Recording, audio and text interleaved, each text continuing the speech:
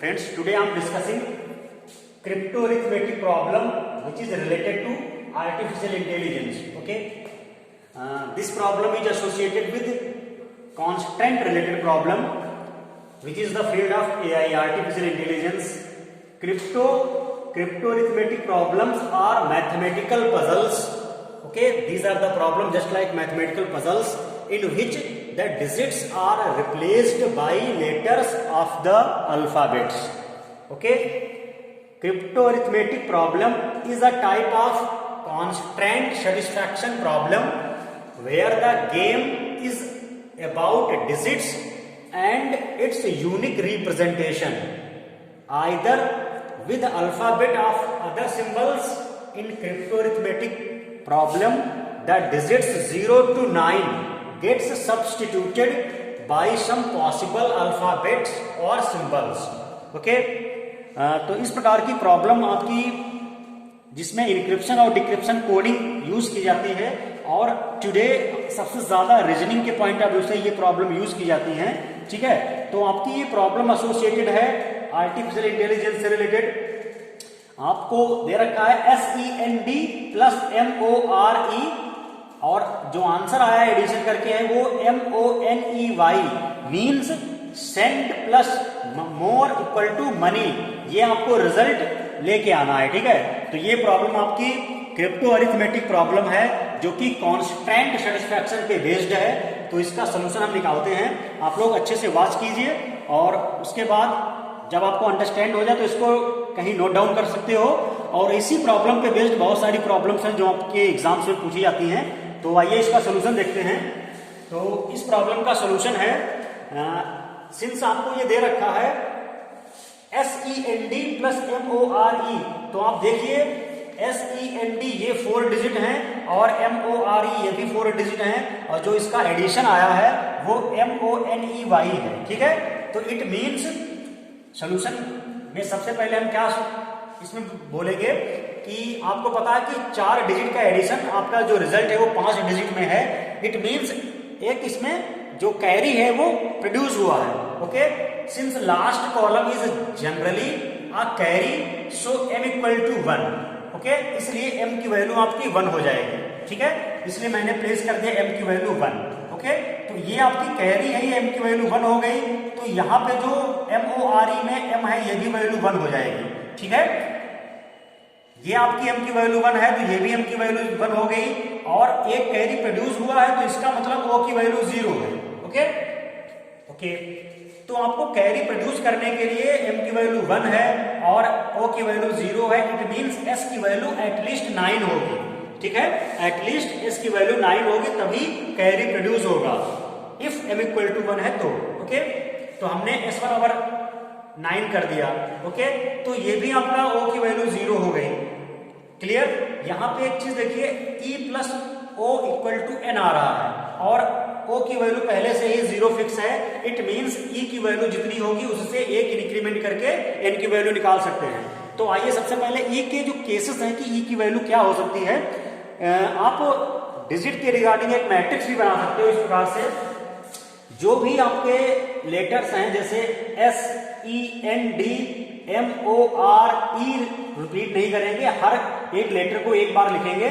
ठीक है, और MONEY सभी SEND MORE ये सभी लेटर हम विदाउट रिपीटेशन लिखेंगे, यहाँ पे मेंशन करेंगे और उसके करस्पॉन्डिंग 0 to 9 डिजिट लिखते चले जाएंगे. ठीक है, तो हमने यहाँ पे m की वैल्यू 1 फिक्स की है तो m को वैल्यू 1 फिक्स किया है तो m 1 राउंड कर देंगे और बाकी जगह 1 को क्रॉस कर देंगे. मींस बाकी लेटर की वैल्यू 1 नहीं हो सकती, सिर्फ m की वैल्यू 1 हो सकती है. यहाँ पे ऐसे लिख सकते हो. ठीक है, और जब मैंने m की वैल्यू फाइनल 1 की है तो o की वैल्यू 0 हो गई है. ठीक है, तो o की वैल्यू 0 ये भी फाइनल हो गई और s की वैल्यू मैंने क्या फिक्स कर रखी है 9, तो s की भी वैल्यू 9 हो गई. तो 9 भी आप यहाँ सब s की वैल्यू को राउंड कर सकते हो, बाकी जगह क्रॉस कर सकते हो.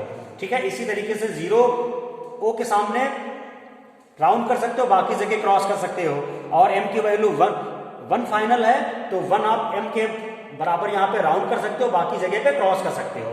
इसी तरीके से जिस लेटर की जो डिजिट आपको मिलती जाए उसको राउंड करके बाकी स्पेसेस पे क्रॉस कर देना, ताकि इसका ये क्लियर मतलब है कि m की वैल्यू 1 है, बाकी किसी भी लेटर की वैल्यू 1 नहीं हो सकती। क्लियर? इस प्रकार से आप राउंड करते रहना।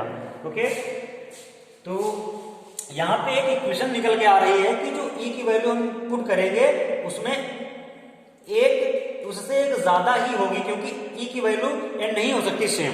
ओके, बिकॉज o की वैल्यू 0 है। तो सबसे पहला केस है, केस 1 को हम देखेंगे। केस 1 में e की वैल्यू 1 तो हो नहीं सकती, 0 भी नहीं हो सकती। ठीक है, तो e की वैल्यू मिनिमम क्या रख सकते हैं? 2। तो e की वैल्यू जब 2 होगी तो n की वैल्यू ऑटोमेटिकली एक ज्यादा हो जाएगी, यानी 3 बिकम हो जाएगी। ठीक है, n की वैल्यू बिकम 3।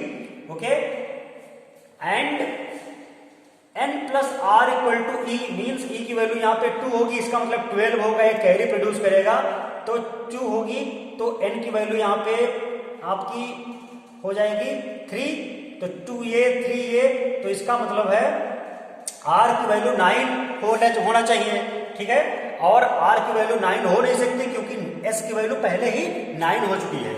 ओके, तो इसका ये क्लियर मीनिंग है कि r की वैल्यू 8 हो सकती है in case d plus e की वैल्यू एक कैरी प्रोड्यूस करे, मीन्स y की वैल्यू ये जो d प्लस e आपका 10 से ज्यादा हो, एक कैरी इधर से प्रोड्यूस होके यहाँ पे एक आए। ठीक है, तो r की वैल्यू 8 हो जाएगी।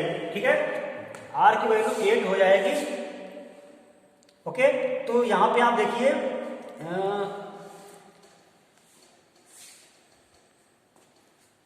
r की वैल्यू 8 हो जाएगी, तो d की वैल्यू क्या हो जाएगी? 7।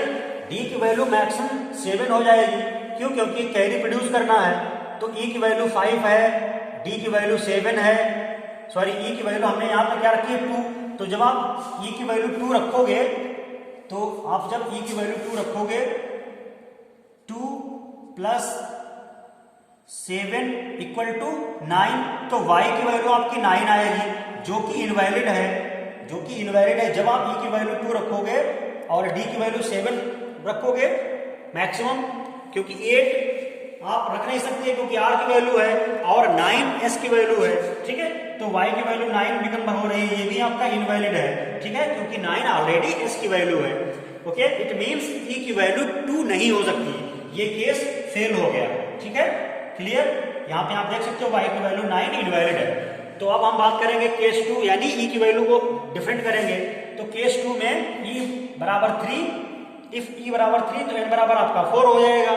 ठीक है, और n बराबर 4 होगा तो r बराबर 9 और 8, तो 9 हो नहीं सकता, तो r की वैल्यू 8 होगी।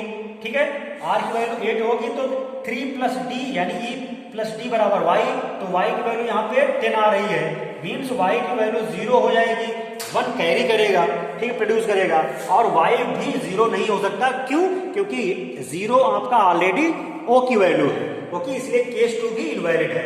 नेक्स्ट हम बात करते हैं केस नंबर 3 की। तो आपका केस नंबर 3 देखिए, केस नंबर 3 में हमने e बराबर 4 माना। ठीक है, हमने e की वैल्यू 4 एजम्पशन किया।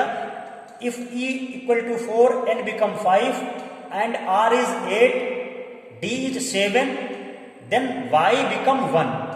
okay, because e plus d equal to y.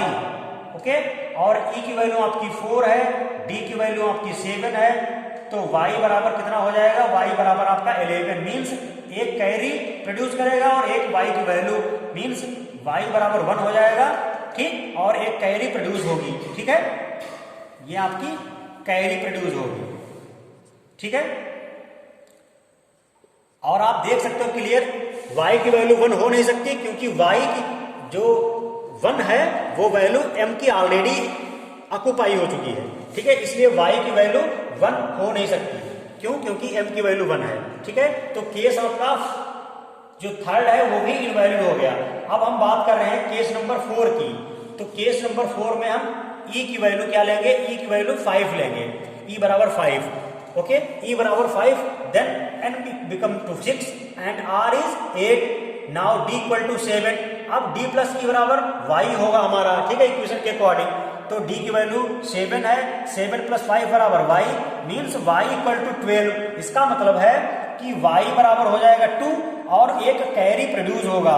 y की वैल्यू 2 और एक कैरी प्रोड्यूस होगा, तो ये हमें ये केस वैलिड है। इसका मतलब क्या है कि आपकी जो e की वैल्यू है वो 5 है, ठीक, और n की वैल्यू 6, तो n की वैल्यू 6 और e की वैल्यू 5 यहाँ पे हो जाएगी, तो r की वैल्यू 8 है, ठीक है, तो e की वैल्यू 5, आप देखिए 7 + 5 = 12, y की वैल्यू 12, ये वैलिड है। इसलिए इसका पूरा जो कंक्लूजन निकल के आएगा वो क्या है, आप देख सकते हो SEND MORE, इनका एडिशन आपका आएगा MONEY, जो कि s की वैल्यू है 9, m की वैल्यू 1, ठीक है, m की वैल्यू 1 है, o की वैल्यू 0 है, ठीक है, n की वैल्यू 6, e की वैल्यू 5 और r की वैल्यू 8, e की वैल्यू 5 मैंने बोला, d की वैल्यू 7 है, y की इक्वल टू 2।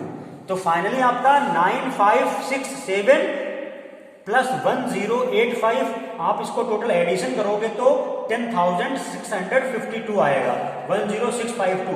तो ये इसका सोल्यूशन है।